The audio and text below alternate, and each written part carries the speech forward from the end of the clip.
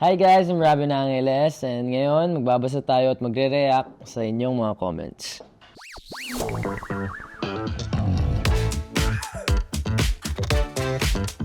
First comment, Kuya Rob, crush ka na mama ko, ha. Sabi mo sa kanya, crush ko din siya. Joke lang. Hello po mama.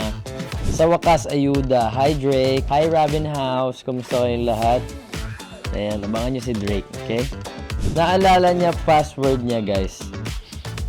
Sorry po, hindi ako masyado nakakapag-post pero marami po kayong aabangan. Kaya hindi ako nakakapag-post kasi madami po tayong ginagawa ngayon. Abangan nyo na lang po kung ano yun. May nag-comment po, bagong pangarap, paperclip ni Robin. Dun sa TikTok po na kinakagat ko yung paperclip. Nanas naman ang pangarap mo maging paperclip.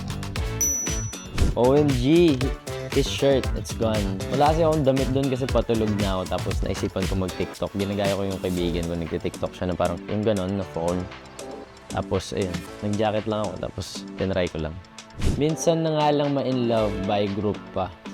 Naalala ko kasi sinabi ko sa Sipalay, sabi ko sa mga tao, mga bebe ko sila lahat. Kaya siguro sabi niya, by group. I told you to send me this lang, di ba? Baby naman eh, ang dami ko tuloy kaagaw.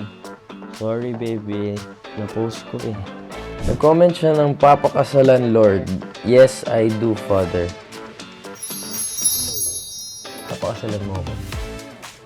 How to pronounce your name? Is it Robin or Baby? Parang mas maganda pag Baby. Abangan nyo po si Losing Drake Palma sa June 15 sa Viva 1 and yung Season 2 ng Mo Channel Section E. And abangan nyo pa po yung mga paparating kong ganap. Good night!